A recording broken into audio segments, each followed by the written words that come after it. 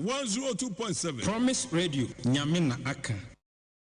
Welcome to 102.7 FM. Promise yes 102.7 Master Bayawa Yamama Joe na Yamama Kwaba Famra Promise 102.7 megahertz ebraso say ye the highway sports ebramo ene enyumrei ene eye ebrada the 28th day of January 2025 no nsia ena ye di dwumadie no eba na wie sorry a news team no ebeto aso ede amamo for now o joining e social media Promise online TV and a Promise Radio 102.7 FSM amanonsem and then you may aboa no a yede ebremo ewo dwumadie no eso ye bedi nka kwa no ne ewia na yede FSM no ato aso ede amamu show no esan live ewo Promise television ewo digital ede telestra decoders ne so Promise television the uhe TV na eho ena abenya show ni bi na wo ahwe Bosheba Electricals, Delight Natural Mineral Water, Perfect Skin and Body Therapy, and a fe OP wallpaper. So my dama and a edi jumedi no esomu ene enyumre OP sebra na ebeje o 3D wallpaper no ebi ewa na say or more bedside lamp, or more ring light, or more blind curtain, or more plastic wardrobe, or more center cap and air diffusers. A fe flowers no wall clocks ni na OP. Ewo ewo na say dum PZ na kwesi agema building no next to Hello FM building and afa Kronum barrier so name market no edi enhwe bra na be gine ma nyina bi say de be ya o decorative demo a e be fo e de amount 0540 353 750 0540 353 750 and number offer na wa only OP Edi Nsawaso Perfect Skin and Body Therapy. And so say skin rashes be edunya. Oma share na odiwani che na oma yiri nyina edi free ho edi amanye no nko a ebia na de pimples na edunya. Makanda da meko so aka say manity to edu time bia na wanye careful a pimples betimi amwa lose self confidence. Ehu hia panti brane anyini nyina efan free ho emfa ema stretch marks a wodo na so ben afe tattoo any kochano ni nyina Perfect Skin odi hu juma body slimming body enlargement flat tummy and afe stomach reduction ewo Perfect Skin and Body Therapy woma so Kumasi Bushen Abraham Junction Accra Osu Akwaje Park sit house first floor and Atakra de Soketan Junction episode Lodge Hotel eho ene ye branches up and also ewo Ghana memua o friend it was 0553 312 911 and 027245 3535 Delight Natural Mineral Water and Sukroje and Sua papa na kama and Sua and Kenya chire and Sua yensu somu and Sua ye purify ne kama a ono mu a emo ahoden e clean taste and na yasama no eco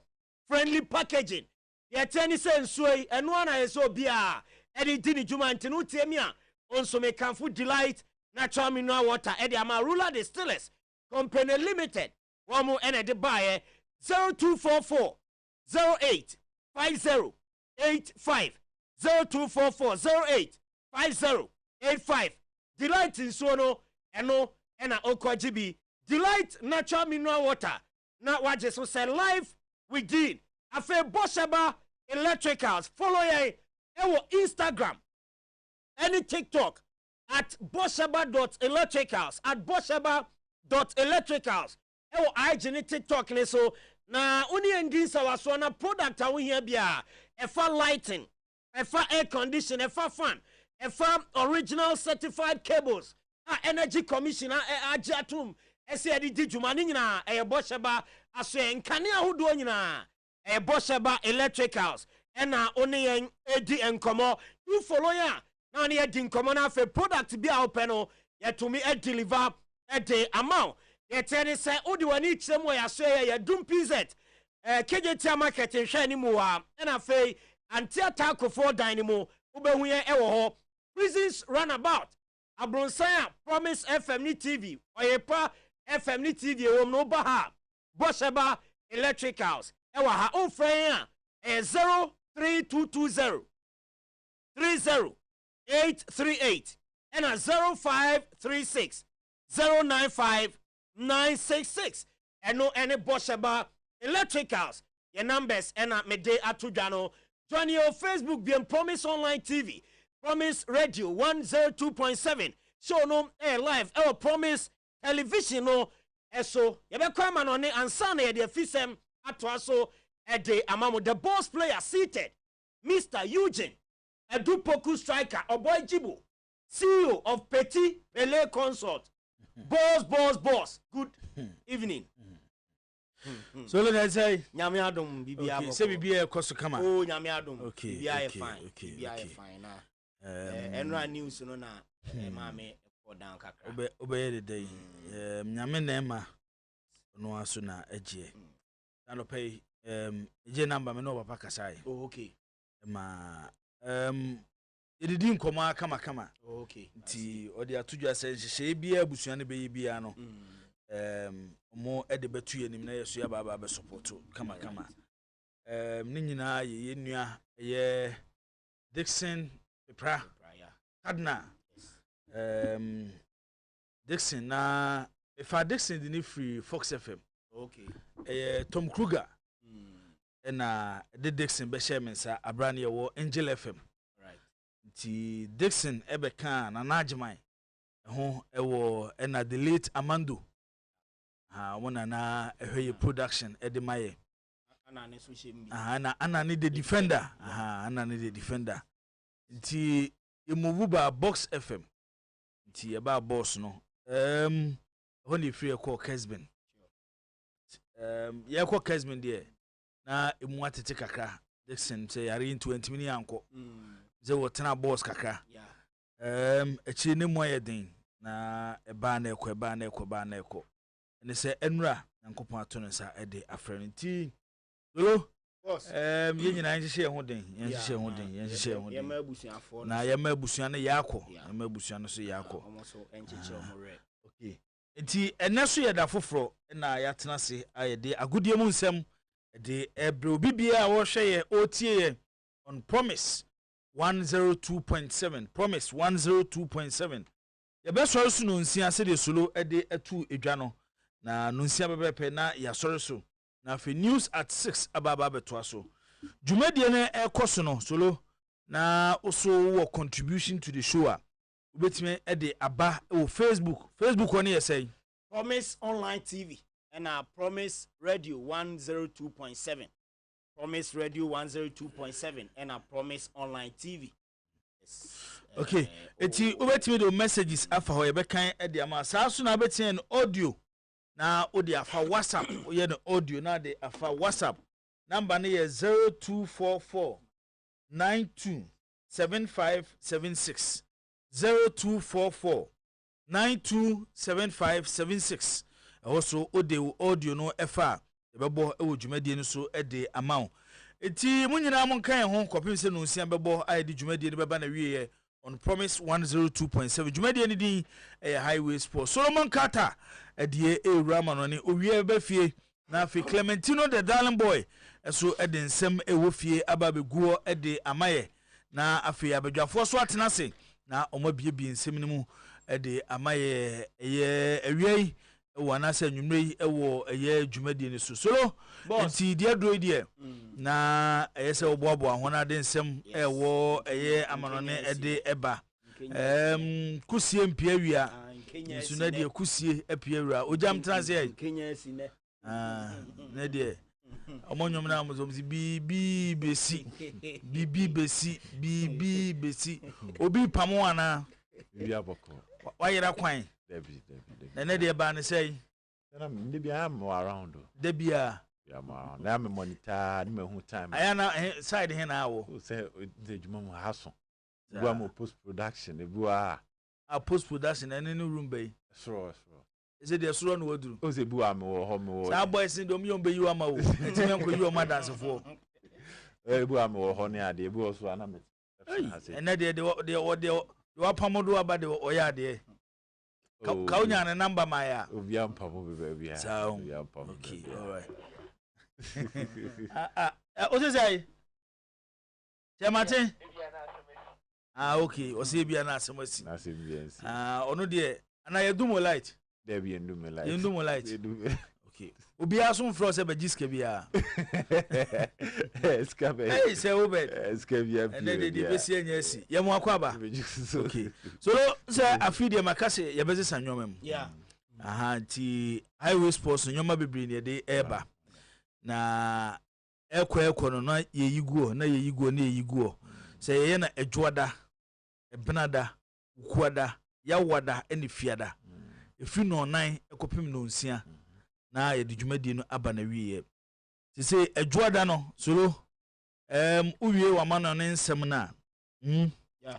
Na ye call the Premier League corner. Yeah. Okay. The Premier League na nkasa. Yes, GPL corner. Yes, Ghana Premier League, the GPL corner, Premier League corner.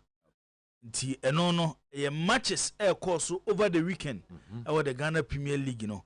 Eno na uwie wa ma no nsem no ye edwoada na ya tenase ne ewura league centers no ye kokọ so league centers nyina ye ne reporters be di nkomo e de free league centers nyina the games course so ye ne clubs na na musifo be di nkomo wo eye dwumade nsunti eduru dwoada e the Premier League corner on eye Promise 102.7 afi ba kuso beba eye fiada fiada de ye ne ye na tiefo ne bedi dwuma no exactly no ya to ni din kawadwene the tiefo be nyama nyabra kawadwene bibia ha wo bia se club a wo supporto se Ghana football bibia ekoso bia no ya bibia kwan no e de man ye na tiefo e ma mo ba e be ka omadwene mo ka omadwene wi a na afi abedwafo atenase na omo nsem na omo di gu ho no abedwafo abomode no so pensem mu na ya hwese betimi aboa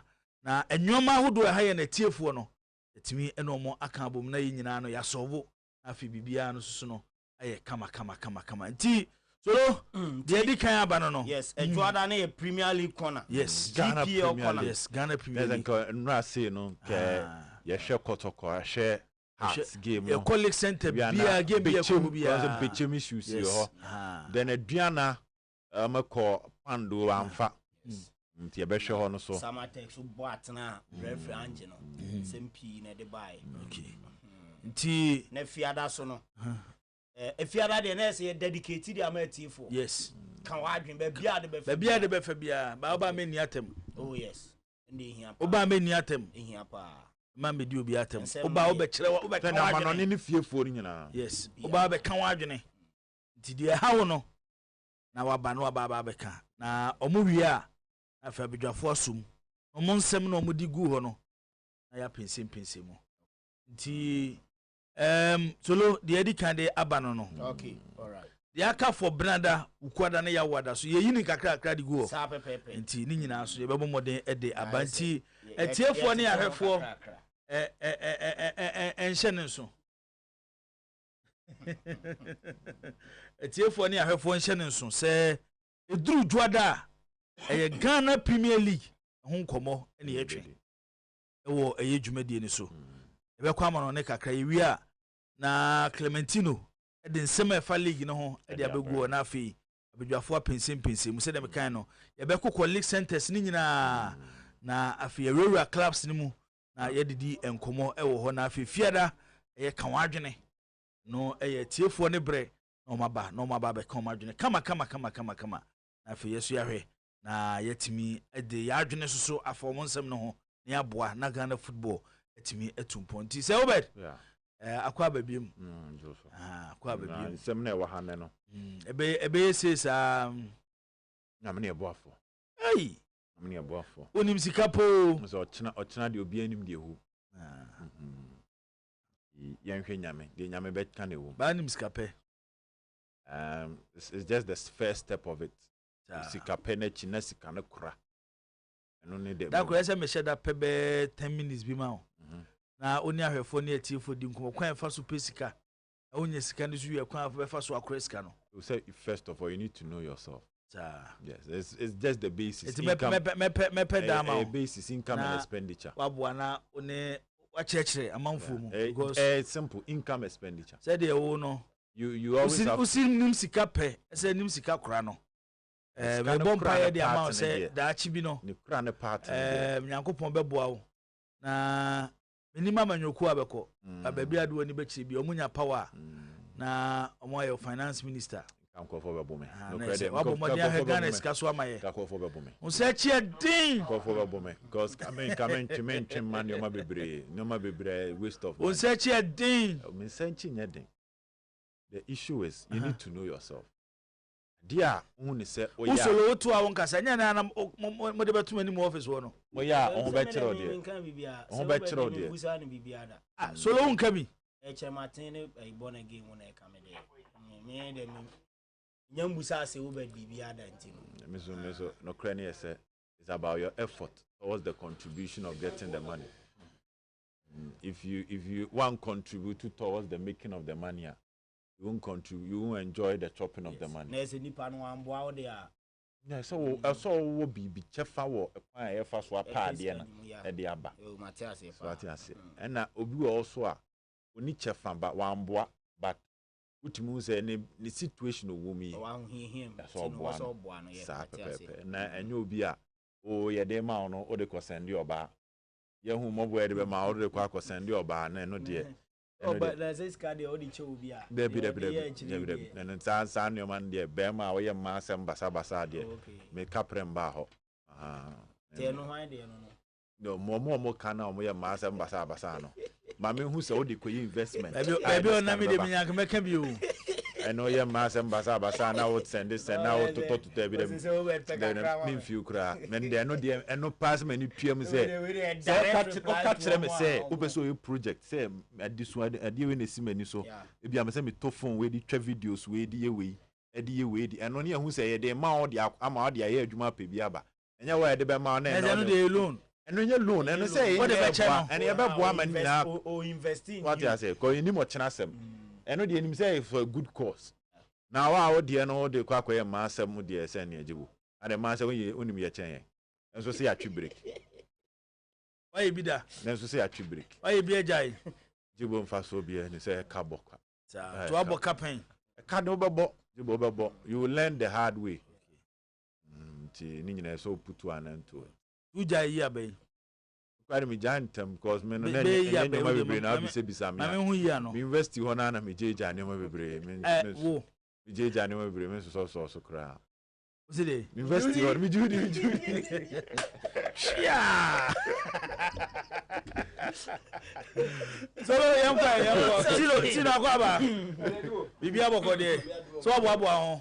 okay, all right. You heard him say, we pay solo. We are now also the same way about the go at the Amaya. Bafo Wakwaba. That time also. Bibia boko there. Oh, nyame da Roma. Me say wo ka kire akire din say e na de kusi apia wi a. Na King. King na you know no kasa no. King. Kingsley. Ah okay. Oh, say the Bibia Kingsley no. I say obi pamo no. Be 3 days ni botoma e ma. Aha. Nti onzo hu obi a. Eze on fa nsem na chia o. We anu ama na. Aha. Say skafo nchia no.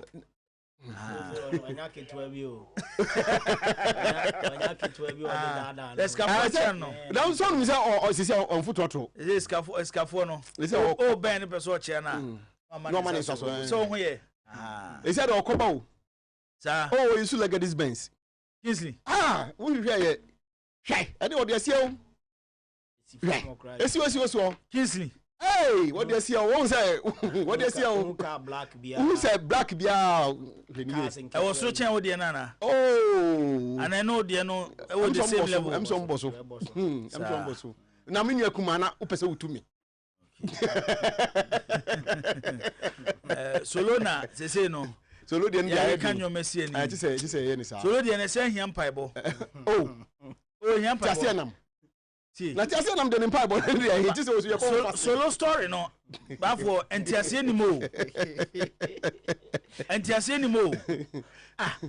se o ka si fomo ye nyina ni solo jon so e kina me de ka ni koma obi amam fomo spray a na the fort be anymore spray kai wi a omukọ no mukutu ka na esika na engine ase almost mukoto they have there can say engine be so obi engine so and say half block obi engine so fix bibia wi a ACC and so na sa the fort for fraba there be awo ya na control board so abem I change engine and they say motor full engine no say there medical premier na on say water cooler kasameme oh water cooler so and so on ma me to na ate but ya adwan ama so tina me twi na anti ama overheat nti gasket ni so ashe they say the problem I okay ni my overheat so we say na of a pia ya or the better office say me ka na me hu so afikada oba de ono ni sika nyina de kwa asase so ofa de ni sika nyina o de kwa asase so to ono de ofa de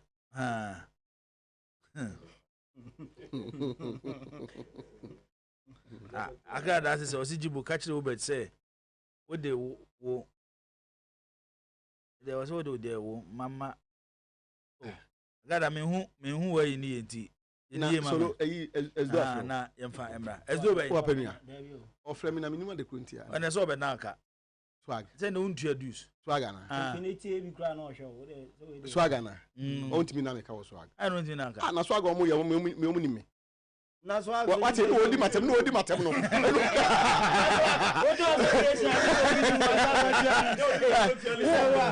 wakati kamekaza wo life on air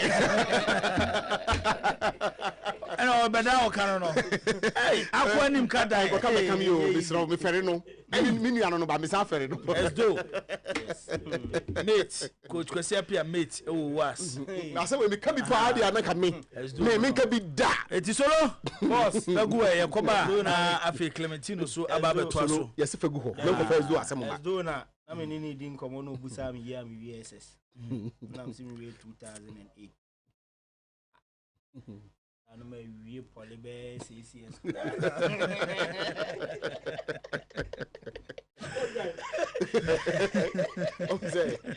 we mu ina rombe yoko ke bia mi na me nti we de mu esdo de munya na mo horo no no ha dwene akwa nim kadan o tie program no se swag no wo share so mo se o ire o bayire wo so me so ya na wa send no message o ka se wo de ba se ye mu bi ye ka da be no wo se am fiska na mo fa ma ye a me de me ja che no o me de me ka de ma o so be yi ko for free ma po che no oni o ti o mo fe na me se ka na mo fa amo de mo be se mo die bi amo fa nkoye eti solo boss ye nkoye na fa enseme wa ma no ne egu owia na fa Clementino so aba na o de enseme wo fie egu ha e promise 102.7 Jumadi any din highway sports.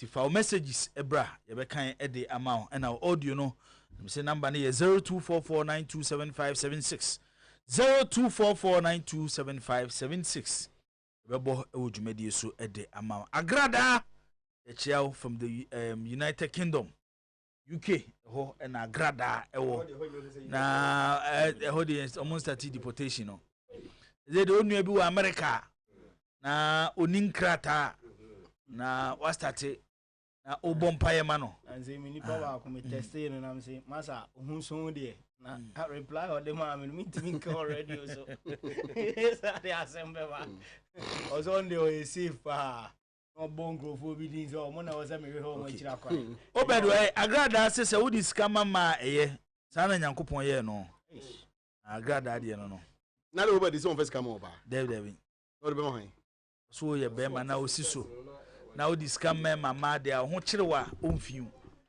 na say about this scam na say ho chirewa ya say o person ofiu obefiu say agada sa na obedi kra na ni no mati sen ni agada sa na nyankopon ye no obedi no me che say ni no mati sen say what this scam oba no wo wa chire o ko wo say o ko dia na na obedi ko to ban nya sa na o kan o say ebi aya branti a wasisuo unya sika na de akomage unya sika na de akomage afa wo abranti afa ho chirewa no abo no obedi wo so ma osika so no obedi no ma o obedi en kan sa Obed mpacho yen kanisa.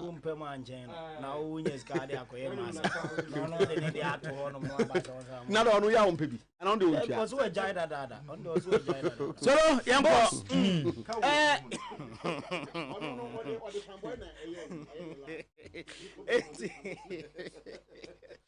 Enti ya de kakra bi ba ewo amanoni awia na afisem atoaso eje amamu Manchester United eni leche wate ese omo eni leche nkomodie no ekọ animu pa for Patrick Dogu left back obo edema leche ewo Italian Serie A nim no me ba cho diu no ene reporter eba enwumre eni se e get close and a package no 36 to 37 million euros and a United ebetia ede amaleche womum eboboko na nsana woma jatum no my agreement area for player no akache leche se onya United no bebontino omo expedite process no so ntimi enkosi akan emfa emomo Kieran Tierney Arsenal player unim se sama oni Arsenal contract na bana we say verbal agreement no etumi atodwa or say return to Celtic baby ono som starting the bobo na the Tierney se waka kire Arsenal se enka January omunja no emanenko na emom so omunja na amananko a sama no ono ebeko akobo edem ama Celtic for free eno in summer orano and as a player no any Arsenal bobo kon enso aka ho asema ye dem emamo ewo eye dwumadie no eso enawia ena ebeto dwase ona sampanyin for ewrem ewo Germany omne Bayern for Leverkusen edin komo efa Victor Boniface ho ama eye training any squad across Xabi Alonso prepared about the final game of the UEFA Champions League where he play no Eddie Efima Oshanimo as Leverkusen any out now campaign for able to me a finalize it you know now Xabi Alonso and Eddie to just so situation where no a situation or tiasia papa now also discussions no eguso ekoso also am train kakra na am prepare game no without Victor Boniface and until no you know Eddie free squad anymore and no and some more run it to Jantino. Say, imminent Victor Boniface Beram, our Saudi Arabia. Now I coca Cristiano Ronaldo and it's Sadio Mane. Now my Bob, our Arna Sabobo Konima, and on some Jeba, Real Madrid Bobo Kono, they were Chomudi Atujam. That's a dear final week. Our transfer window in Momuya business beer. Entino someone top player beer. And your friend or Mube Chinchina Cope player be and so top. Ewo eye club bi mu a enom eye Madrid dia eba eno no boss anopa na o kan name asem ewo Al Hilal wa bra as I said oni omu area ne sana wawram ewo Santos baby a wono so start free eno asa akoto aso eden amomo now say name eba Al Hilal injury want to me more games bebre amfa amomo na enei uche sika Al Hilal etia edima name any matches do obo Edi no Mr. YS game back bia na name ebo bia no e cost Al Hilal 43 million euros package on the transfer package and this come mutuama name no yes nka wo che by number of games oboma Al Hilal game bia cost omo 43 million euros na say e kasusuro pa and a Hilal and so a boy ewo eye name ahwa ye de no enso nsem no edem emam okọ Benfica wo mo a winger bi ye fra no Andres Sedop na sa player yi ye se bossa boboko no wo mo asase a omo scout no a omo gidi ese player no betimi aba na wa be si akan enso de ama FC Barcelona wo mo eboboko no eye Andres Sedop ono so nsem a ye de emam ewo dwumadie ne so me say come Madrid aso ye na say yes Madrid for na say frustrated wombu afu Trent Alexander-Arnold ni nyina ne say enra Fabrizio Romano de buy so do no best 98% done na ka 2% chesombe conclude na fe player no summer wa ba be bo e ama Madrid na yes boy no Madrid for no say skasam na say boy ni feel say as I say Madrid in Sabeshan and Numuntino Sikano Kotu Kotina was so do edding Emma Madrid I say yes so we are frustrated by Dimanta Alexander Arnold and so Ediamo Muguswa any din Komosanka Obeteniama so edding Amo Kakra Nafe Omo Etumia Fano na yesi Madrid aka ache boy ni so waja tum so beba na sika semno se baby abegyina na abegyina dia any option yes we have kono for Joshua Kimmich enti said that beauty is Alexander Arnold enti any Madrid and finalize it dealer Madrid become Joshua Kimmich na so no so wo makofano e de free by Munchena enom e de free ho eba Napoli akache Manchester United ese Alejandro Garnacho ni deal no sika ombetimi offer 50 million euros and a 5 million euros add-ons. Say United so omonjia omo Napoli omni United awie enya ade a omo se ba Garnacho ombiem abefa no sika no and down 50 plus 5 add-ons and omo de beba na omo abefa player no enso ede no akọ Casemiro and Roma bobo kona bana so nkomo peno na wabebo ede amoma yes Kasia Kache United eso nani atwomwe bi akobi menu mo omunyina ye nkwada mo ba na omu looking up to Marcus Rashford so dan sa suban na di ewo team ni mo enya ade a eboa nkwada na omu ba no enti ewo say ni mo animu ya no wo pam player no di free team no mu yi no e di free dressing room no post course advisor what Emma Ruben Amorim and Manchester United wo team na ye dey eno so e won sem no e dey mam ye gyan so na ye dey e nkrofon cross sem no esi enanwumrei e wo dwumadie no so Clementino the darling boy aye crado ono so e beto aso e dey amamo Bob yibo yenwram na anwumrei yemfa kakra ento so na yeba na yabehwe nsamwa executive council member Lord another Kingsley Osebunsu Lord Zico atuga yes Lord Zico ade atuga yeah Henry asadi chum aba abetwa so sample na yakopedi no so free protocol so asu ye eba me and also up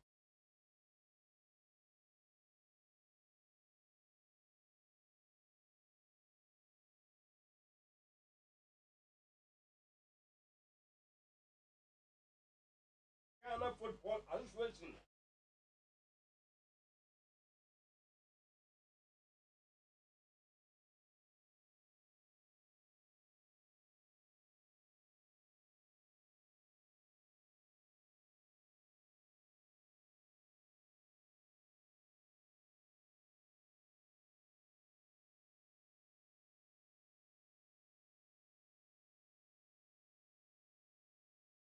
Oh, you're good. You're totally we told people say it's likely say that times will come on board. You cannot condemn completely those covering the matches because in the absence of nothing, no. We all appreciate the fact that that times will commend him. The winning why that times go out.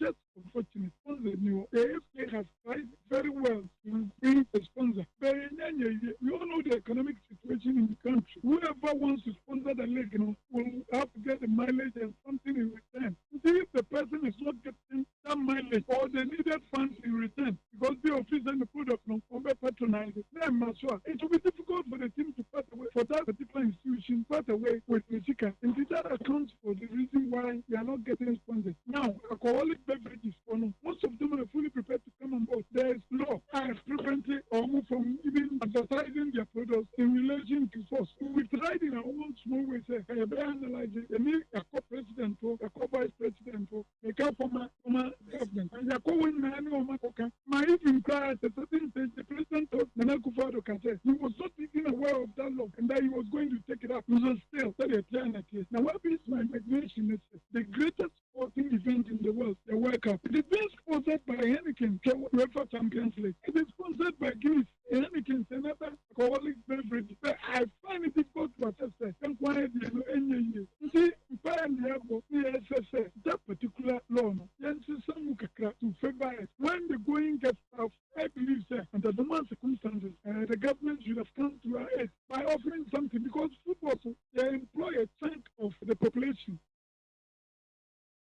Echem United CEO Kingsley Osaibonsu Lord Zico ene na no atom efa omo a omo fe se omo mu etwa sese ne nyama nkoyie no na wa chechire mo sa no na ye ne nkomodie no ye to aso ekoye nim ene ebusa ne se den ene mu gina so a mu e dia maintain otuado se onto so na onfe nkono so de wake up ready so de yakobida no de on doubt ni capability ogidi se kwan bia so no na so mu si nyama bi kwan se de bia ye pampam coaches no nka ho na o maintain otuado I will not doubt his capability.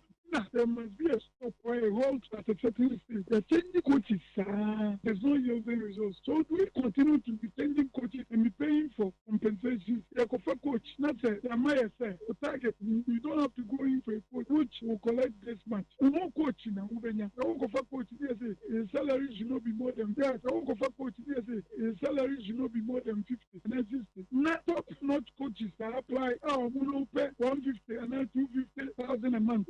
In the absence of that, the only thing you can do is to go in for an average coach who fits for well and will achieve your objective. If in the course of that we fail, at times let us also be considerate. They're not GFA can sign because as you say, Jose Mourinho apply, not and fans say Otto apply. Even Otto himself knows that maybe Mourinho is ahead of him. But what the government can offer is what we would do with the Sana because the for coach you cannot go in for a top coach. Esco take a decision there. The maintain so be it. Now Esco can take a decision. At least there's also for advice and advice from people. Now after doing that, we piece them together and take a conclusive decision. If in the eyes of the Esco we feel fair, Otto Nadia call a promised land. So be it. A failure, maybe Otto has shared the players the right and them fact will impact all the knowledge in this world into a player. But his performance is a skill that is inherent in that individual. And mind you, there are no more minnows in morning football.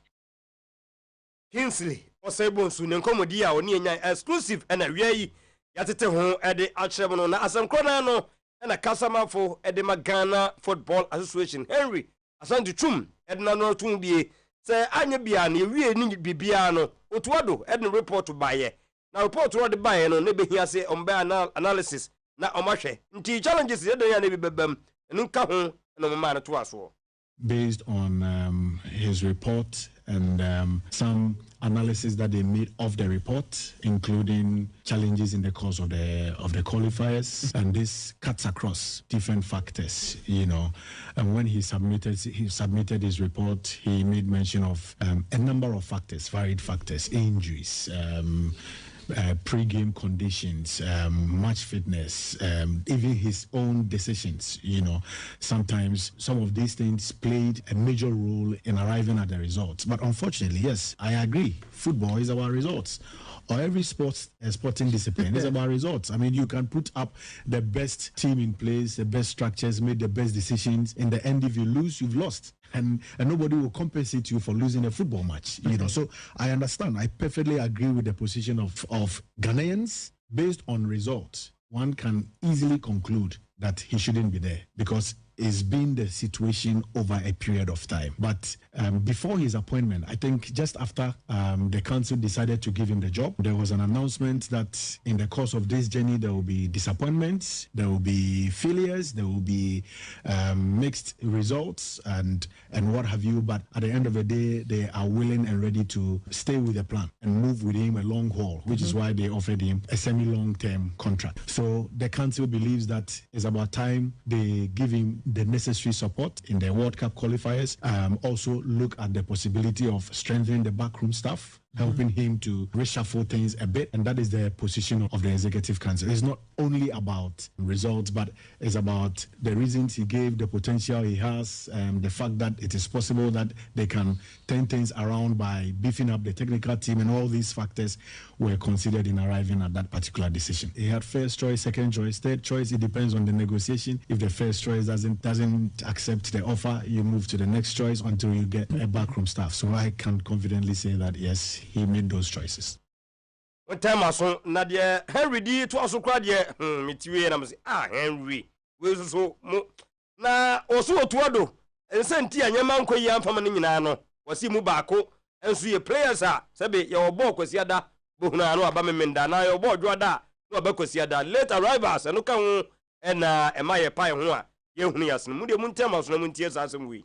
Issues about late arrivals because players play games Saturday, Sunday, and they come Monday and they are playing on Wednesday. So not enough time to plan, not enough time to train, not having enough time to work on tactics, and all those things came up in his report. The analysis post presentation of reports, I don't think that all the 12 members on the council said yes at the go. I mean, people ask questions. I cannot paint the exact picture on this platform, but it wasn't a friendly atmosphere. It was not just a straightforward decision that, after hearing from him or listening to him, we want to say yes, or we are all saying yes to his continued stay in office or otherwise. I think the most important thing at this point is to be able to get back the winning mentality and then also try as much as possible to win the hearts and minds of the people. A nation as big as Ghana, and with our pedigree, your number one priority is to compete at the highest level. For the senior national team, the two most important competitions recognized are the Africa Cup of Nations and the World Cup. So it is not possible to hire a coach without making those two tournaments a priority. I understand the magnitude of the issue. I know that a lot of this is also coming from, or stems from, the fact that if you didn't qualify for the AFCON against teams like Sudan, Niger and Angola, then what is the probability that you make it to the World Cup against teams like Mali, Central Africa, Madagascar, Comoros, and Chad, which looks a bit difficult.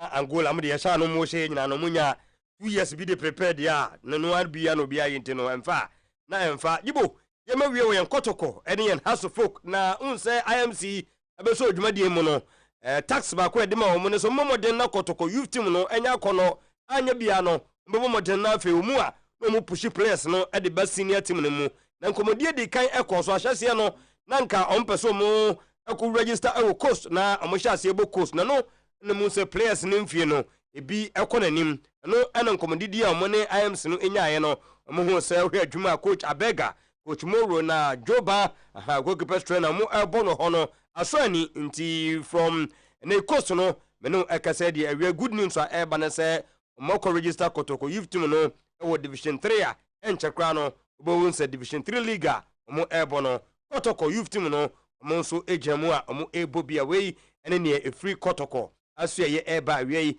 ye day Emma war na, and upon your monitor training grounds no, not just Fernando Bassi, went to me uncle training in answer wisdom, pray your cobayano, obey your training kakra, and then Musa Funyamia, and ne na technical team anymore, Nadia.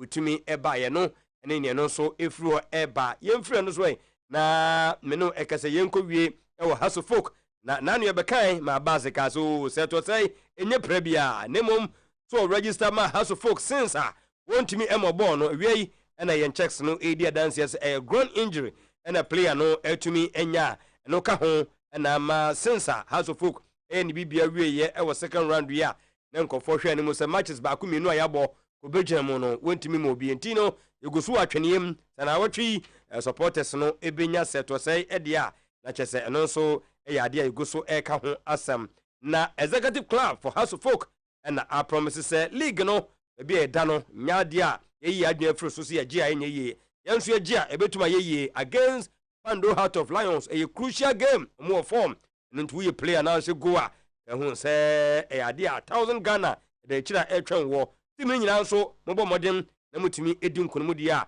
momfa nhye mutirimo se mo package no ekufu ne ade beto ho ede amamu a ye no so eba eno no na we no eye Asante Kotoko RCC na egoso do mo nsa to nsa yem se betumi a nka NCC abato no emra so ne nyina na so beka ya alandamanu kama wo befa post no di so na se wo bonto ano wo de tudwa se circles no betiti bi na ebi etumi abeka ho na nyema ye nkama nemum yemfa ntu etirimu se nyade a RCC no ewo ho tumi se unya sakani wi a omo number eye NCC no mum na etimi ma number ebezi sabre ye kasai matumi aboaboa be se du anu a mo hwe ne mu se nka number mpo mo nsa beka enam so munya bie no mo hwe ne mu se we no mo de adesere koma patrons no se de aduro ne de mumram sanse NCC mandate no aso afekura mu ani akire na apa ho nanso nyade anyama ekoso ntino omudo musa to mun sayem se de be ya enche Kotoko emeno ekase de NCC elections no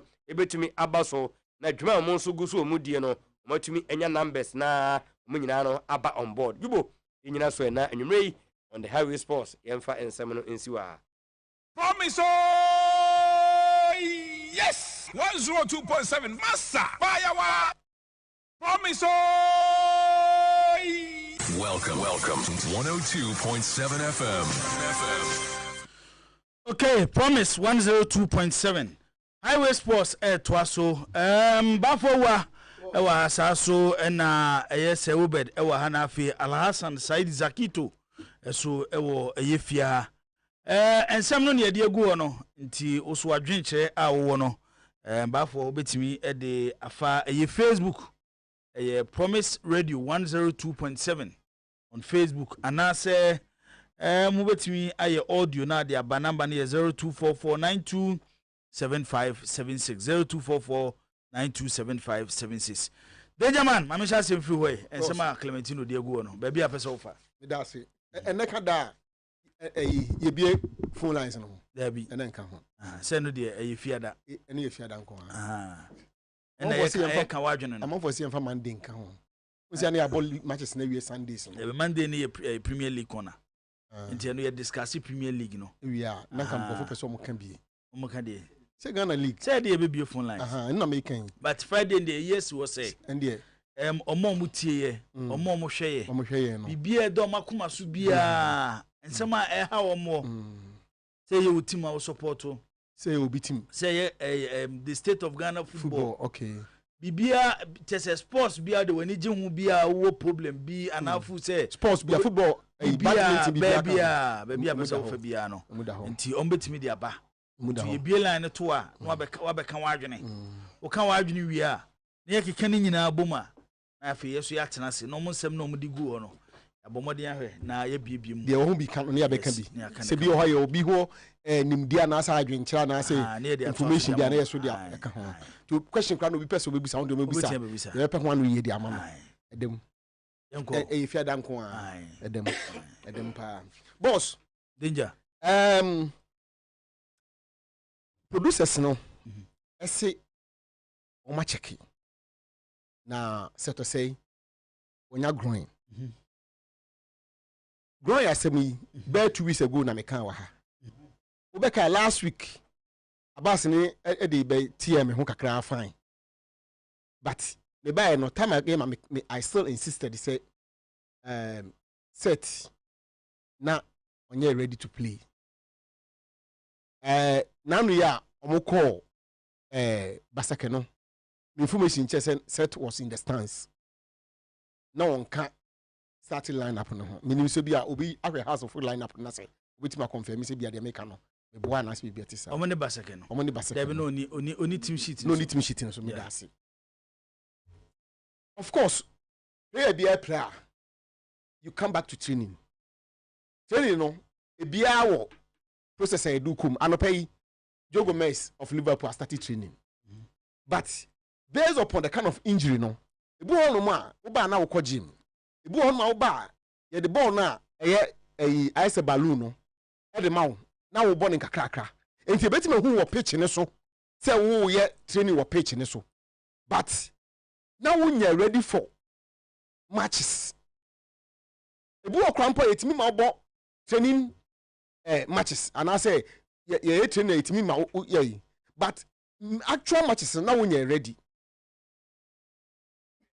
me nim ye ntia omode no call ye in the first place cry because na you clear say but ebi as na on person team bonding na then that is fine there's a number some yet to prove to amount for say be mu bi mu ayen my can no or make you look like as you try to so then that is fine but the fact of the matter is that for what we have been told set and you're ready and don't just say on ye but or bank krakra enti omo ye na medicals no mo hu yi you see omo ye medicals ni we answer na injury ba for what I'm told ebi so na medicals ni we answer na injury me dey catch them no and the man because I was very confident because let's go play training ground training grounds I think House of Folk last but one match or say two match on ball Legon Park no so no training towards that match and the injury no ekobaye nti we say it was a time about could be say and I said no that I announce say after the was sign no brother dana I think by the time I set up say sign a contract with House of Folk no na say injury naba I think so and yes also the immediate after sign contract and injury nearby or probably the day or sign contract no that I me 100% sure but me say set on your fit for matches. That one meaning say on your fit for matches. Now some nobody can na eventually no. Need team that you call a basketball. That's the question. Me bisa me hono. And I know more when that so be say bia. There be no uncle said a BBC or Bobby. No. No kwa day. Until I make us say for team bonding because that's man some and I just say no. On some de no Kobe. But already on the injury problem. I call them say needing by team sheet so me on them say needing by team sheet so enti me na make am say for team bonding mini problem but to shame you be say ya beka say e be set intimi monti no say ya na supporters na that one there the crane o yes na o ma mo bia me dey say finally no our production team hard working production team as so akomu etimi unravel this he say set we hear time kakra. And media they make can say as a folk team no medical team no obia man ani nko no normal because has ebehiano they need him to unlock the next for the defenses of clubs for House of Folk to start getting the goals. Now no boy no clearly you could see say they no be possible no they ama strikers no na omo shot to kakra na ehun akwatwuma kakra de ama House of Folk and House of Folk we need this kind of guy oba be ka ho a obetimi abo ama obetimi nya you know normal obit me medicals the next day na wepra medicals ni bi won so obit me o baby no ebo ho no ma no mo bo mu ni eguso ba ebe di baby no na ebia obi susu ho on mine ne my kwan so set bit ma bo a why not enti me de we nya issue bi a say ye wo mo ye but wo nya abotre na mo nya no recover fully set na nkasa hwe so te say how that picture is we me pa cho won for set I'm going to call second no and to so clearly ni mo yedu una se be chawe di ache until I make us clearly say we Ashanti good yeah Ashanti good until I make us clearly ni mo yedu oh ache until I make us until I make us clearly ni we dey won fa video no to say wo say na wo sitie oh football e bia set ni football e bia ba for obefa no bia 5 years ago picture na be fan any picture on to say yes on to say changes on to say then ya obe enyini wo nyini no o features no eye kakra so bola bia o ka say why kese the lower part of the body no hona here former CEO na ka so bia why club da he said they were as a footballer for 7 hours okay as a footballer not because as a footballer as we be challenge you stay cool no but to the be can at the right time o nanu share you o do boko to ko fan se me fode afrana yebo afrana yebo on ko no hu me oni na yebo so no hu se oni wo radio so baby no em senior em senior enti me twam no frɛ me am say oh senior I'm say Uncle Fon team Okroma says mambo zetuna. But there's somebody over to that back. So also coach team. I'm on now you Honda. I'm on the Sunday no. There's something in the bar. Something in the bar. It was right now. If you want to play I can see but for the lower part of the body no. From Nahane ban anybody sees one.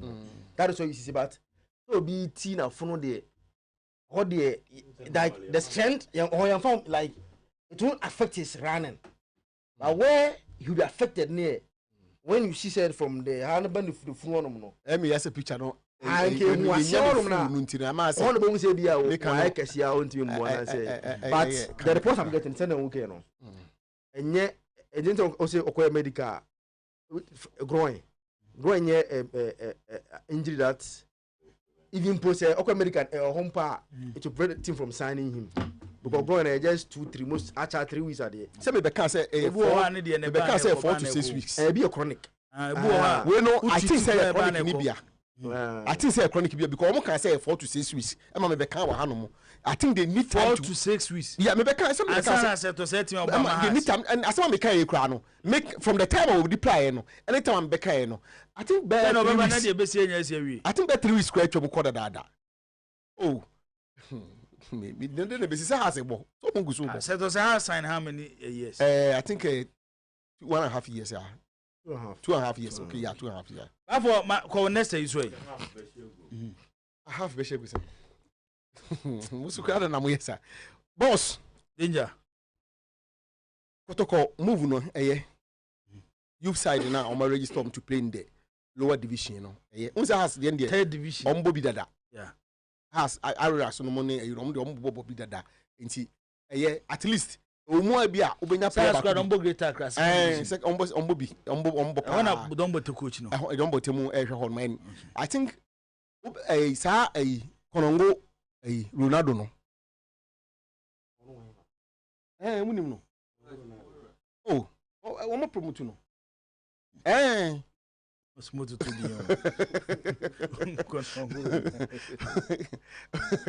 and ebeboa has nkakaka omokofa Hamza fi ho Konongo Ronaldo I understand so no so omo de na ebeka ho ene ade enti I think say an avenue and na anopana se obed eka senior in the European clubs no youth side no the nature players told the te ekaso because clearly say Kotokoni has a near brain normal player and yet do not number free youth side honomo and then they will have to go to the market and pick maybe established ones in more I don't want to be shimmy the other but youth ones will be to be koko smaller teams in Makoton to much judging a crack at one now the and so at a business with now obisu break into the senior team now and then now on our chrono would be to me come on a cotton so I know to me bwenty many I just say Kotoko afedi omo competition a ma omo talent not done when because training quantity now enough for you to see what they possess into anamo a pioneer daddy logical say Pelicas no de maye no yemfa ne saha boss adena executive committee member ukoka omo se ukom ho asem ukoka omo se omo kam ho asem logical enam se bechem ya wo de anti na wo so bechem di ko executive committee ko sika gubotom ti no you don't care what goes on running clubs na se bechem na agama so complaining you see agama no mo no se wo ka se obedi o machi a ba mo kwa hwa wo nka ho asem o because on agama no what the bechem ni business different business how one ne estate no different business way oh na say agama ni interest enye say ye benya sponsor family go no mfa no ho enuti no fa administrator no that is why lozi komu agama no dey say moye players ni ye no fa de kwa bocha koton no dey gini sika no the estate no ye na estate anameboa so estate developer anameboa any bechem nko David me pese me chon say what person focus on estate development in no and what follow Loziko say bra na be ya adwuma mame na wo ye na wonye ni and Loziko no estate na estate development na wo ye estate no sisi no say so do bi ato ano and then obi be da no be ya wo ye ni so anye ni ya so be yi no well who say mame che wade bi who say omufa ni estate in business now or fan say no na any main business ti an ho de wudi agro ho ma won fan chew ba football no ba football no ya no ma fan say beche man no na o ye bibia ma e de ni giabre kro no but one I force administrator now wo de also we football administrator no you know the ma football no esese konkan go za de we ba for ehia se entertaining e da say owners no na omunya ball ne because ye ko stage a ya ho ye be do brebi no na Ghana Premier League clubs omo mutimi tuo players kapa no ba for enu 5 I will not be surprised when you say na me no tie ka say nso atrema dem and no ye budget kwa de koto ba for wani mo no wa boato omo I'm telling you now nim dey build fi a career labor because na mo be kwa Africa no massa omo ko problem say ni say wo boa me kwa Africa na ni wura no wo ye be kwa ko ton players sika beba na se ba for wo sika e na odi sika ko share team nim e mo kwa Africa okay you afọ mo kwa Africa ni wie no mo free mu no omo ati an ton player ba ko kra And let's say 4 or 5 months ni you want me to a place. Oh say you can administrators na sem no. Say me investor na be catch. Omo so na go for administrators. Oh, there be you see administrators no. For instance, on one administrator, on one investor. Say striker. If you were not managing a match today music career at this time very well, on that soon to hold.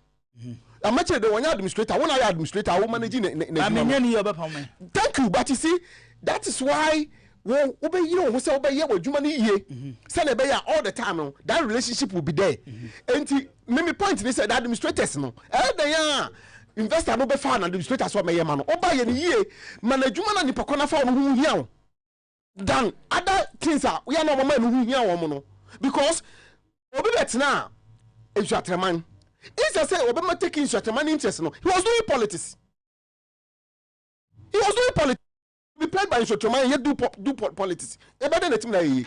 It is anu who so anya adwuma no way you know. Yes, Nisa them know we are doing. But you see some of them and the crowd go home country investors na say crab bonus no.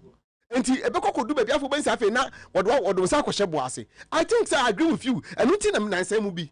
Mr. Yogefi ka say opese onya interactions with the investors and the club owners no because they must be told the truth about Ghana football. Any baby anam be no under no circumstances and me say me say we makasa Obed ani zakito no mo mo hey abano ne ball no de omo de chire ka ho asempa. One of the major revenue generation avenue our football mu via television.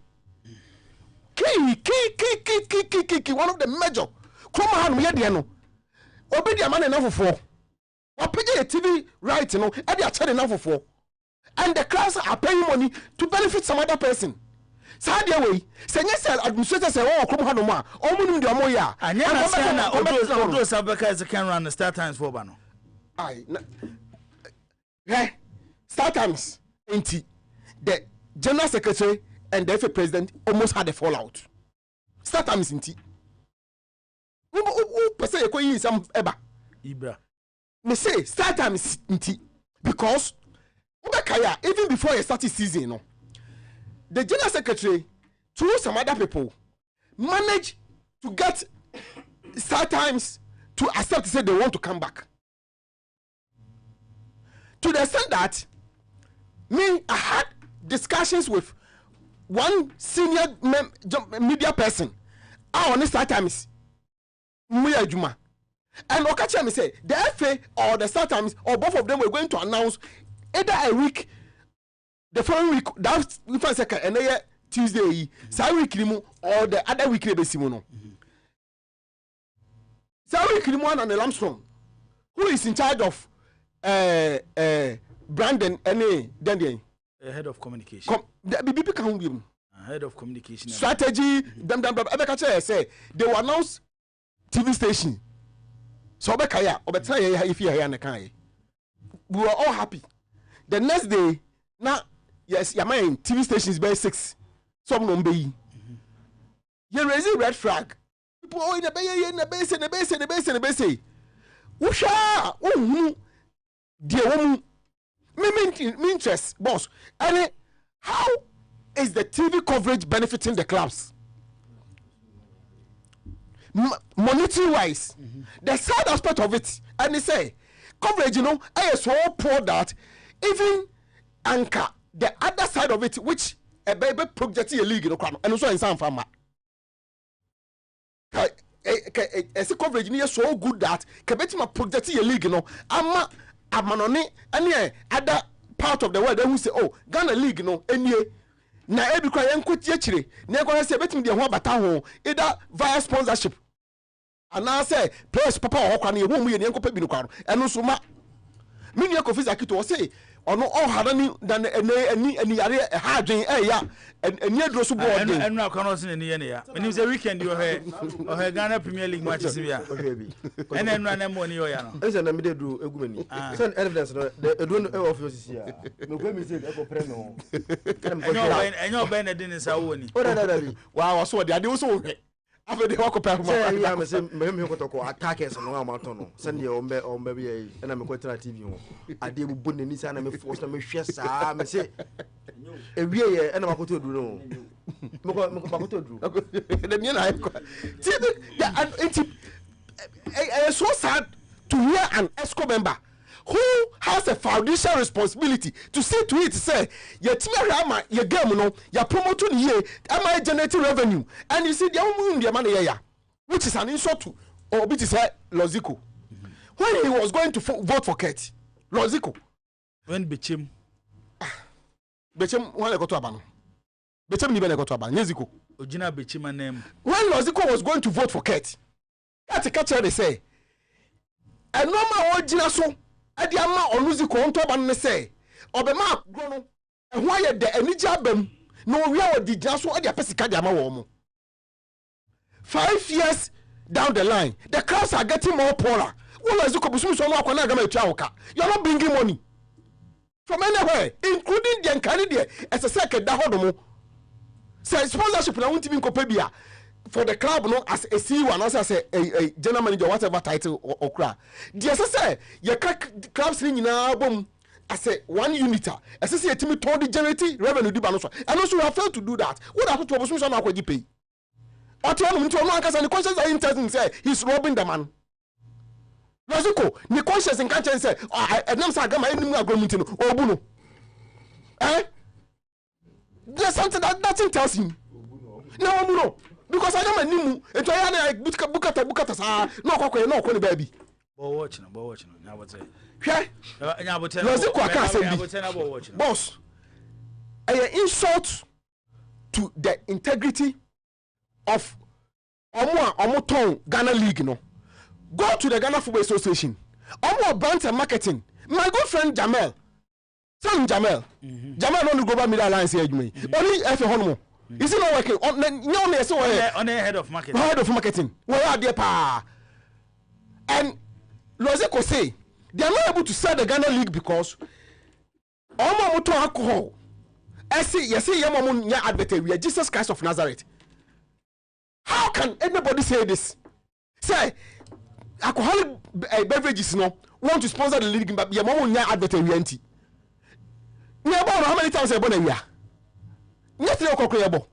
Say we now address no time by 6 near mom after 7 and a friend saying amu after the kobo omu brand no kobo just anymore yes mbini etiamra mabea FDA how you go you see me cause how am you no no all the media houses say they should not do it football nyina kan so you go and tell them say see when it's hampering the because clubs in there as I say banisa as I say so kwan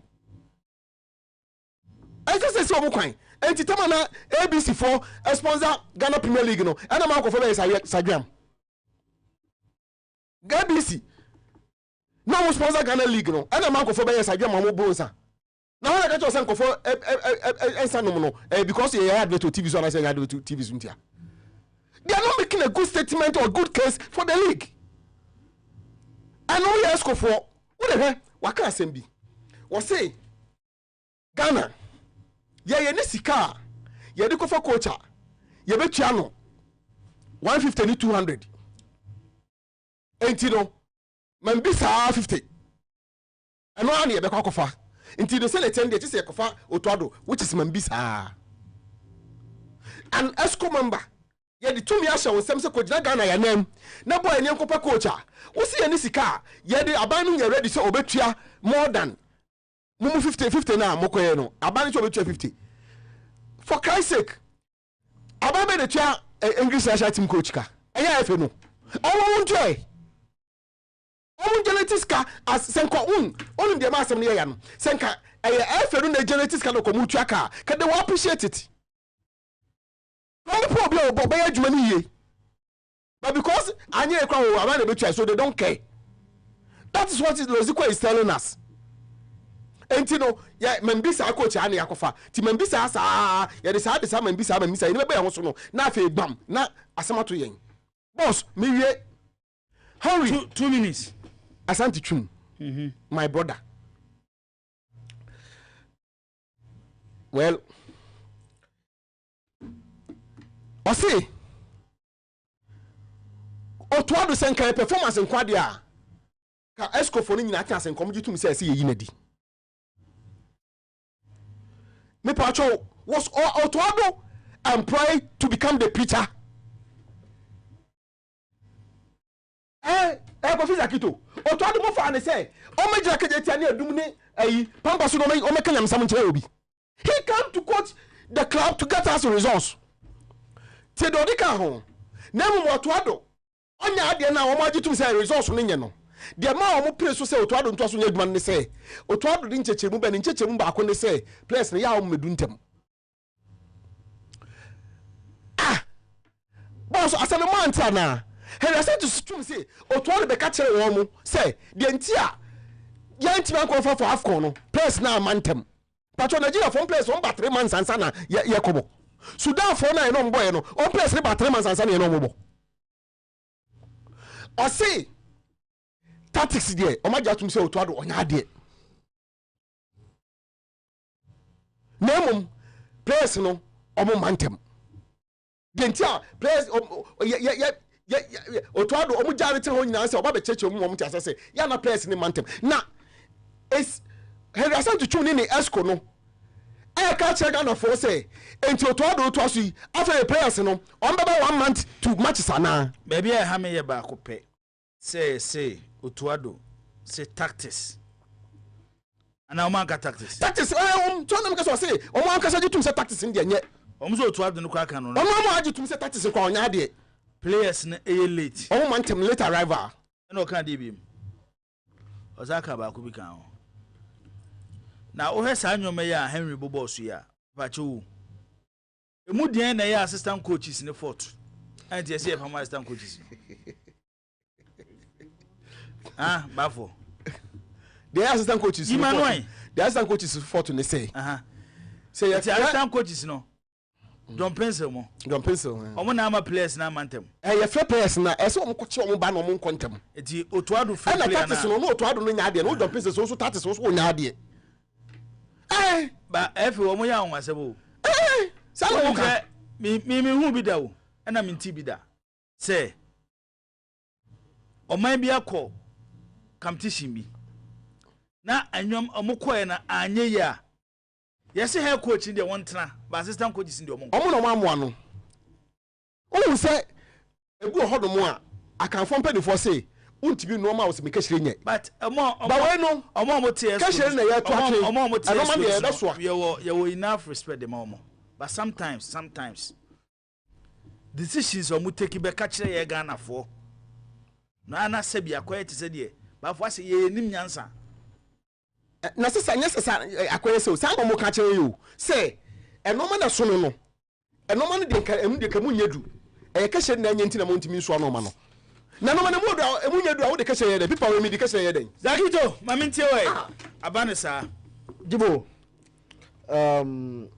logical obi a is a no special relationship my age me one station that only say no sunya ko na problem amount also now director of Moonlight. Okay. He's a director of Moonlight. So na na dia ni nya kitwane dia. Okay. Enti I wanna we adwuma no. My adwuma Moonlight. Na na awa no. Yes, that was now why your head of sports. Yes, my first the Monza. Yeah. Okay. That one more special edima wa the Monza. No, I accept so your boss. On the ko Sunyani o. Enta say he brought me to Sunyani. Okay. To do Moonlight FM. I'm now so that na mo atibu. Okay. So ana me dwoma no mo atebu. So abreu. Ena wa nsira bi. Adwuma na wo bo no atebu no. Enye ese obosunyani. Ena wa den ba. To fi sunyani akon no. Mti sunyana mko akra. Na wo so abekumase. Ena abekumase. Ena mabekumase. Okay. Aha, nti ziko de me boss at Moonlight FM but wan kasa ye kra. Wan kan ye kra. Penny kasa sei. Penny en kasa sei. Logical. Anya de ma fere na enwumre papa logical. Ma fere asem na se kana se me kabi. Ma fere papa logical. Penny kasa sei. Jibo. Ziko is virtually telling us say Tio the insult Ziko di ama yenya se aban emmo muskenti no coach said fumbia mbefa di ama Ghana. This is an insult. Mbacho Otado month what you saying? 50 and 40. At least within 40 to 50. I would emphasize 40. Would they say then before Otado no. Ko sabe ni Adrian ka saying. See ya ko ni Adrian ka saying. Ghana in try less than 30,000 though. Like in the recently ufa CK ko sapia money eba less than 30,000 no e above. Ni pacho ai sa coach no say uko Zambia Gambia mo Comoros Central African Republic mu coach na they are not paid more than $10,000 a month. Ziko meaning football no how meaning how they learn football because and yet have it in what's not efficacy in Ghana here. Yeah. Time now no okwa J Afcon diama Zambia no. He wasn't a top coach in court, not on your top coach. But he used the Zambia job to announce his qualities to the whole world. And then the value course or enti Jibo, you can any time biana we call for coaches and the boy day.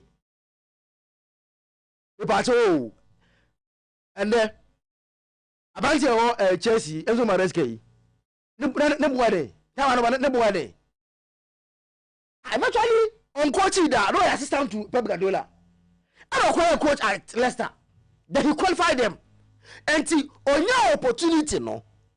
And on no MOB who say, oh, the he can be a top manager. Simple. And say, I see with $30,000, $40,000. $50,000. Zico is telling us this ESCO cannot get a coach good enough because he can't get $50,000 in general. They will bring us a useless coach in Ghana here. Hey, some people say a palm of Kuma Sejibu. That was how worker. Because Abai is not giving them money to hire top coaches. The GFA had no choice but to settle for an average coach. This is Zico. Say, Zico is telling us in 2025, $50,000 cannot get a good coach. Hey, we have to deport him from Ghana. The top in America, no. We have to deport him. Now, some year in I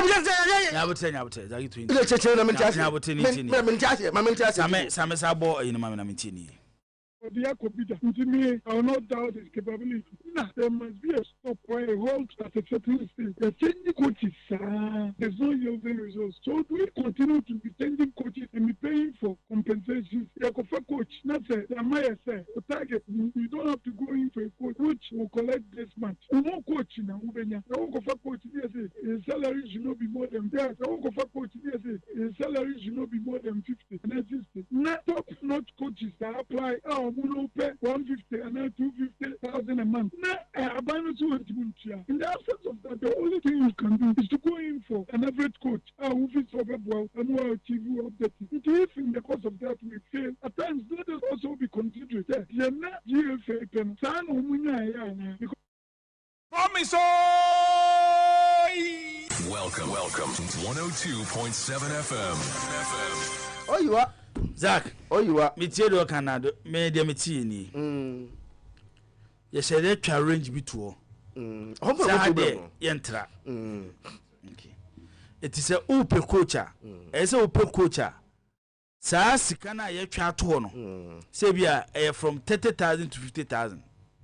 It's a upe coacher within that range no be accept. So tell me just. The ABA coach beba. Oni ni be negotiate o se ne sika sem obebobo na bia na ni etra range no amaneko. Yes, me no me oni nyina agitum ye say Otoado is now a top coach. O dey compare other coaches but o coaches bi so also Otoado ya dey chen mo ana meboa. Okay. Ubeti akaso ya average coach, yes, entiasi um. Bazak, the first one ya average coach ni ncheze wontimi nya adwuma wo. me put me go ho me problem ni say Lozico ka kire say yes see am omo 50,000 into no they can't get a good coach 50,000. This is an insult to us Ghanaians. Me go say oto ya na so onya de o me problem ni say Tom sent for the same grass Tom they don't coach Sanford I don't coach is it the Gambia or coach Gambia. The highest salary is taking $10,000 a month. Now you are Zimbabwe man $10,000 a month. All the time they qualify for AFCON.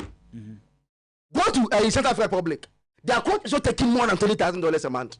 Go to Comoros. Their coach is not taking up to $20,000 a month. Jibo, teams now qualify AFCON. Jibo, how many countries? I know coaches. You chomoka $50,000 a month. At Obian Kofi, Jibo. Name a single coach Otuado is better than, even including the GPL coaches. Was a GPL for the Richard Baby? Otuado. Ah. On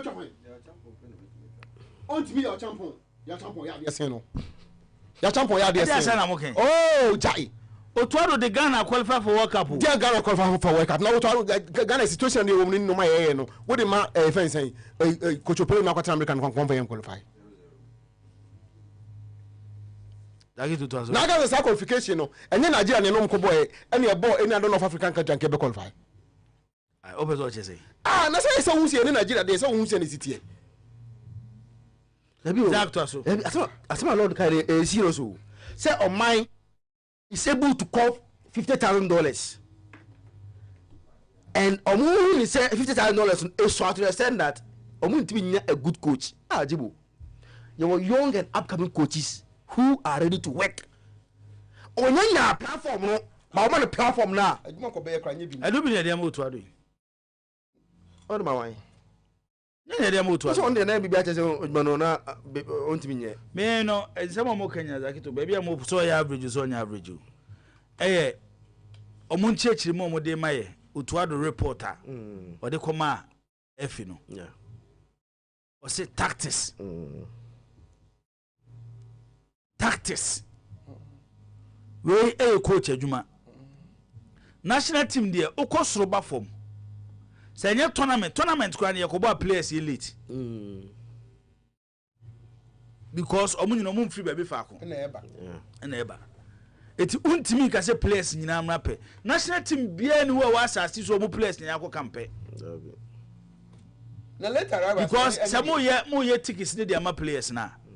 Mo ye based on arrangement ebi amo no clubs any players na ye. Any other issues we raise here. If your tactical problem a coach ni issue. If you to do say players ni later enya china. It a chance to do ontimi coach Black Stars no. E wa be what circumstances ni. It's na jumping. Yes. Does it mean after the players be bantama na? There be. E na jumping so ten be bia. Ono ye nyina nim say jumping na onye cut for. Sa position am ne koy no. Afi do no na mokoyi no. No say as much as I agree say to based on Omwa report no just say no. The biggest mistake they did was that Jibu check coaches na young ones na Omoba no. Na sure assistant coaches. They accept the fact that your coaches be or like yes on your opportunity to coach big clubs, but experience will guide you. And to go and watch when Morunu came to the limelight, who was an assistant coach? So I could have been a friend Vegas Bosch. Bakubino. Oh, but never could be account on one in Kakra. Briefly, Dino. May I kind of. And it's so. It's Moruno, no, a young one. No one will need. And I have by Dillon Portebenta, an assistant. No, so age difference. No, it is mostly no. You see, assistants, no. I am not. There is some kind of a lot of experience to guide you. But where there, you will have brain for inexperience of anything, head coach. Then you also went in for inexperienced stand coach. How is it possible? Hey, Zach, for last one, I think Harry, omo only shin power ka say ojibo he's talking na say ma gba waka me my men kai kojo oben messages or the abay or say I don't know how Ket has also succeeded in convincing this current regime to still allow Otuado to coach the Black Stars. We are doomed as a country. Otuado has even collapsed the team with disjointed squad, and tactically he's not there. John Nuru Sahin was even given Dortmund because they knew Otuado is not cut for the job. And no air job being message out there Abba and no. Zach, Jibo 2 minutes no see. I will say Ketekroku any abroad so work out so okwa adewa kwede sponsor so change the zonal qualification system no. So nyame adum no win ya for the zona no afcon na ebonu zona Champions League ni you know ani afcon ni nyina who's a youth system no I say under 2017 na dey bim o say okwa o say ni abri nyina okolobi oho am ya change sa zona system no ya any day ni abono say who's the first na abon say ni abon no wo FA Cup wa ha wo zona you see who fear the end ubonu zona. You see FA Cup all over the world, Jibo. Yeah, they Ghana so yetin sem. Just say o league kwa won't me organize. Cup. Just say come on there. Just say yetin no. Who FA Cup all over the world. Now we are on Spain for example. O my mra say member obi na siu na fanyeska. Miana. Aye. And obi ye yo. We say atebubu journalist. Obi agrofie. Obi agrofie. Ya so. Obi agrofie ajulo. Jibo. Spain for there. O my mra. Until they reach a certain stage. Say we La Liga team. Now draw against lower team biana. Eso okwa na way. Yeah. What say do? It makes the society. Yeah. Now we are Basako. Sasa mo say me Basako keto ko bo Copa del Rey. Ye Real Madrid. E boma anahwe paga ai kokwa na o koto ko. Na mutam na ana. Na mutam no. Dabi. Koto ko paga kokwa da. Look at how the community all of a sudden became boo business. Sa week no there. Business at paga na easy. Ba o de o say wa sheda ya fe de o nya nsa o nya zona. We are calf zona or the okwa pre. We agree say that decision is one of the most useless amount. And amount he champion it because they can't qualify for any youth tournament. And who said Western Africa said we are strong. Eti mama shada amambo enti Ghana, Nigeria, Burkina, Mali and Co are in nay omwe nyare ya fam yonupe.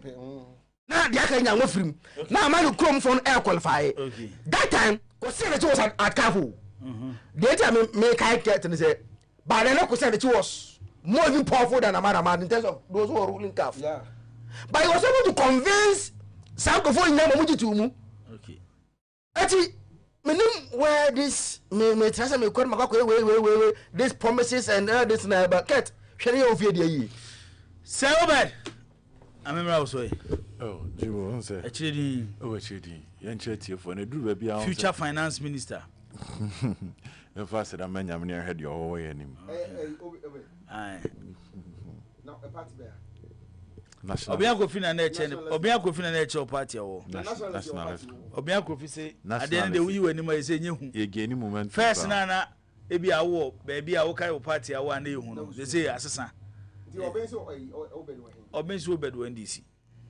obia kai even no kra kakra wo no school party anam kuta card ya MPP ti ento aso na se party dey go for okuye to ba ko ole go no MPP ni o anti ono mane open party I've been affiliated with her Tescom yenko to na me so okuye to ba ko ani o mane bo ma no MPP to aso yenko na umeti no nya MP no bi wanya oh enya social bu enya sa hafo ne de tito nsuom kra tifra hafo ne nyina ma yenko den ma ho nyina social bu enya for MPP but I started see formal to say they want to be good opposition. Okay. So let's see how things will go. I have a lot of friends in MPP than NDC.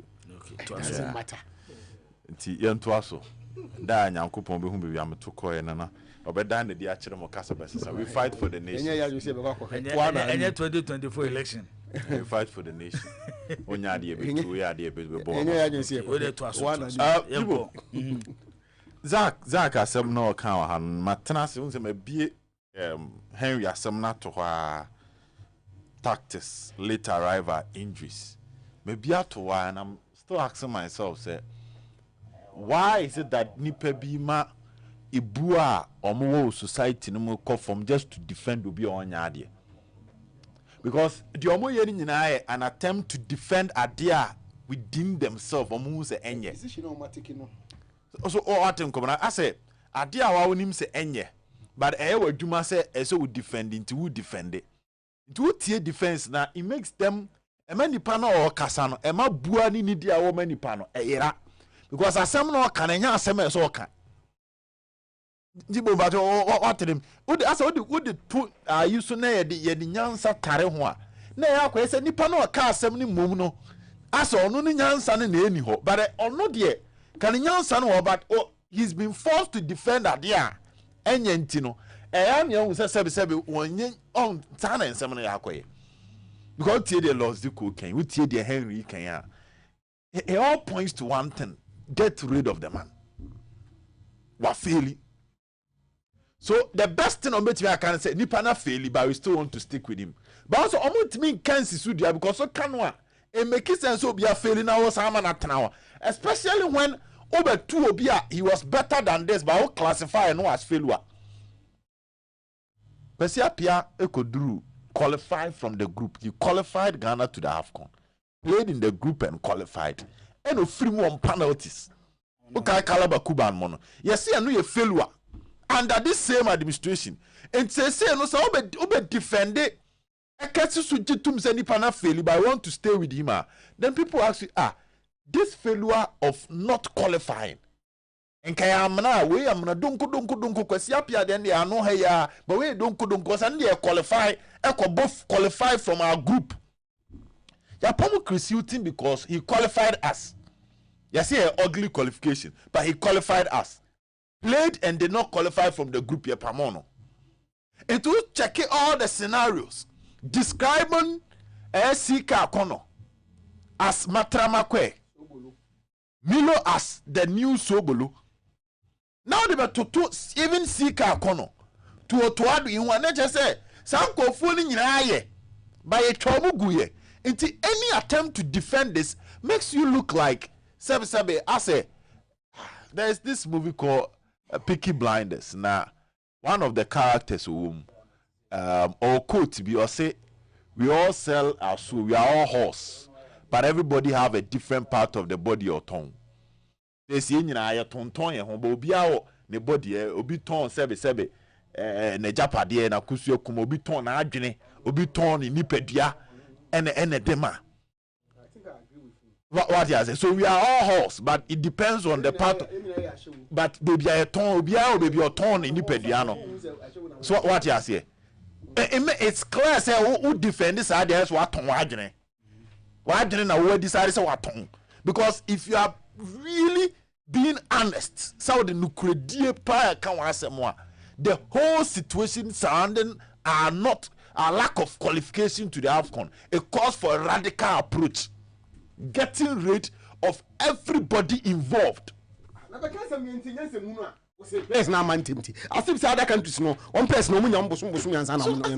excuses are not like any tangible.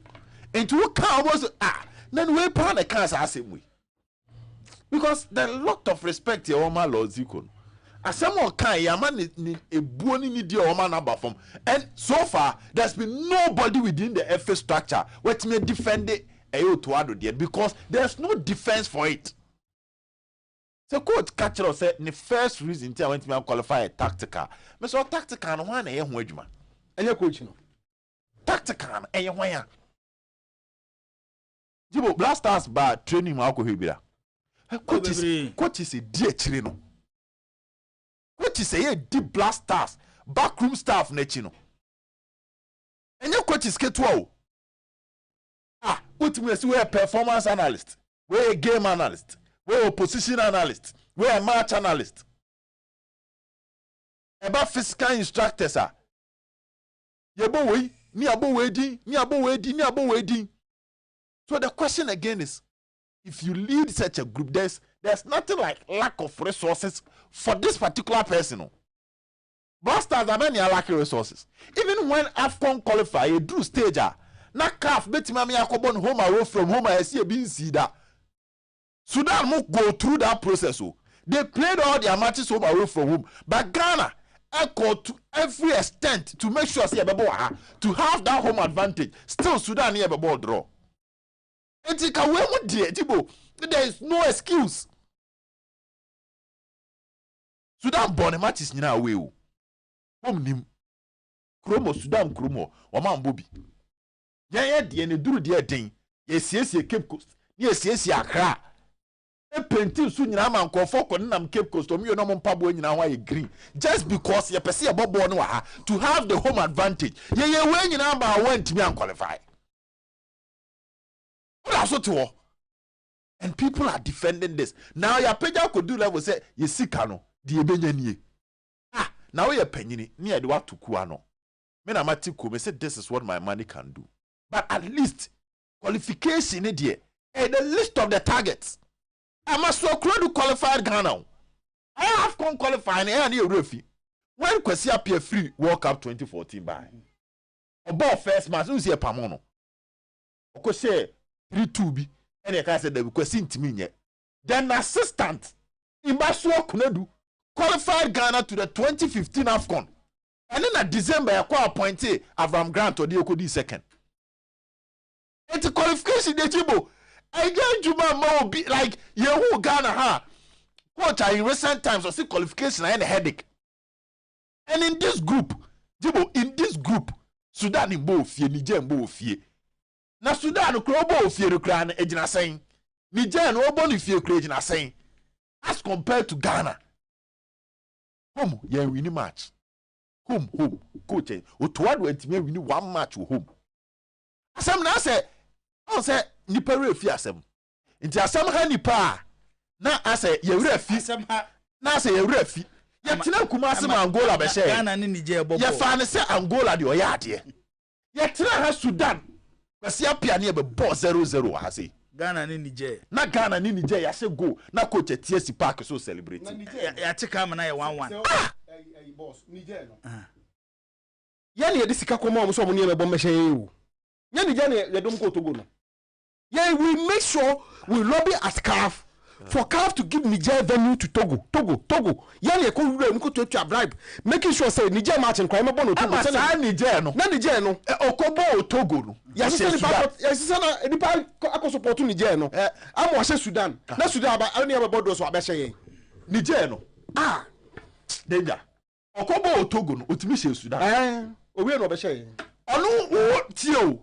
Niger no crown ball ni kromo, but me say Sudan no. Togo. When say Sudan, when we need any away game, yeah. The only away game as Sudan pick a point was against Ghana. That is how poor we are. Niger away match be no, you know. Niger Angola share no. And Sudan sa share no. Ewo away. Ghana pay. Boss, et you check here. Near say a we from. And let's look at issues of like there's nothing positive back could be any. Ghana, ke boy matches no cry away from home. Say Kobo Togo cry. And then cry yentimi anhye bia. Ke be fa ni so oh, e bia a home advantage ke ni brebe kwa aban so. Dey tina stadium no anya ni yie. Enu ntie ntimi nhye. But here is the case the government tried everything. Yes, the first game against Angola and yes pitch nje. Ebra more training session or pitch so than Angola. But we share you share pitch. You need hiti NSF no. And then my NSF no bufu say must pitch nya Ghana. Muko Morocco amuko nya pitch papa against Niger ntimi ahye. And my NSF director and bufu be can asem because Ghana for after losing to Angola, ya held to ado. We are looking at the pitch. Say pitch no and yet it deprives our best players of enjoying playing time and doing well. It's any NSF for no. Only for us to go to Morocco and not to. And see, at this point, you are not lacking players. Jibo, the man common say who near say Ghana normally it withdrew stage. Then it does so say why a game changer. They said 2004 na young qualify no. You could clearly see say the players no do no more decline. No more declining. But in this case, our players are enjoying playing time. And you see them the most the boy be free go in Germany by go for the Duby. Duby. Yes, I'm a match na. Yes, I go for Edward Ansa. Yes, I'm by. Ebeda post. I like you say because these are go and Yeba lead you said. Yes, he's enjoying playing time in the French league until so be pride. Yeah. Gideon Mensah is playing. Anyone crowd and too much. And you see why we should sack Tuado. Bidiman Husin. Harry bought tactical. We watch a coach that was not able to deprive or design strategy and a right strategy or system to bring the best out of the players. Any of the players, yeah. Itina Kiba na done headache. John Ambaha na done headache. Semenyo Ohunuso Kudus. And Esmia Baba Ohunuso. Osman Bukari Ohunuso. Kudus Mohamed Ohunuso. So the players play in Ghana and the system makes them look so ordinary. Club side. This is the coach that we are talking about. And we are seeing the captaincy issue. Away from tactical, man management and decision making. Kofa Kudus at the time that home had 2 matches against Sudan who here, Kudus captain. Now to papa. And as I catch the Ghana for say, look at this man. This is the man that baby you are trying to defend. How you know a whole who sold his mind? What can I say?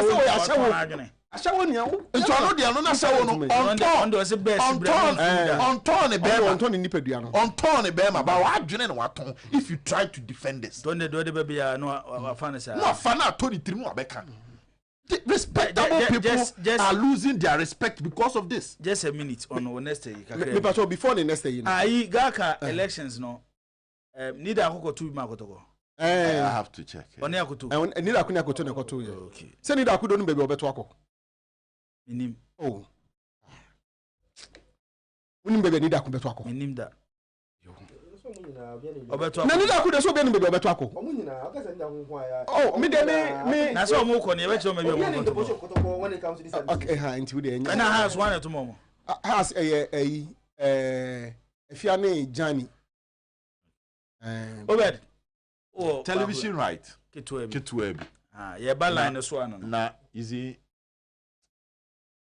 Papa na Lozi Kuni nipa na Lozi Kuni interview. Interview if you hire me. On any time, but on any time, time. Not you must have Mr. Time. Maybe I'll connect hot. Time no time. Also time na. Also time na. Sami Loziku. Sami na Abraham. Oh yeah, Nenra. The issue is Sami. I don't know because I Obrea. Maybe I had the whole day. Maybe I was that sorry. No, Mray. It does what that sorry. No, Mray. And now I bre. 745 05361616070201941461 ubetimi afre na oso waba eye dwumadi no so highway sports enche na ye sorry so na fe news at 6 ababe to so e de amaye line na akano ho amen okay enti mo bo ho na ma me ba ma me fa we nka ho 0244927576 0244927576 also betimi afre bacho udi ni baby akasa fina do asma to aso yes sir bacho mama to ejo pa mo ejo so panini me pesa sante mambo bacho eti o bacho ifo yin se mi no mo ka kan dia na azum bia Oh, fache online baby a wanam se emu sheda na ho udi baby akase final de wasma to aso saka bato gambo le kase gambo tafo yen contentem saka de no ti ko de awo na saka de pa che se do ti ko so yen mi o ka che se ma so de ba bon te ni se ro de ka so no afi de film e juju e de program na de pa che de ta ma na ho bi yeah, powerful. No, don't go for that now. Come on, coach. It's not what I Oma imagine say obeton bua Ghana. Na so obeton bua Ghana. Football ko de nima. Kata de ya so resign. No flu after the. Okay, yada se ye to aso din ba bi aka se Fernando asema to aso. Yeah, sir. Yes sir. Okay, yankoi. Ghana pa de three na mentia. Every a two ma o yes normal. Ghana pa simply coaching. Coach e pa na chow. Obi ana o ye ma ye pa na chow. Na aba be fe ko African Cup aba. Ya kwa ba. O se eduma no ye bi. No we jai ko. Ya ko fa coach aba. Na ya sa ko pa na chow onyai akotu aka. Just more. I can't have coach now. Baba the coach Ghana. And I'm going to kind of coach FA president here. Take away. Then I'm going to be outside the body. Okay, yeah, see, yeah, to us with him. Maybe I can say Fernando was my to so. But your friend make us a free teach man. Okay, but you too. Yeah, but I know Quabu America. Your coach in here. And yeah, they are coaching the boy. Because coaching the boy, your matches I have done, I need the coaching.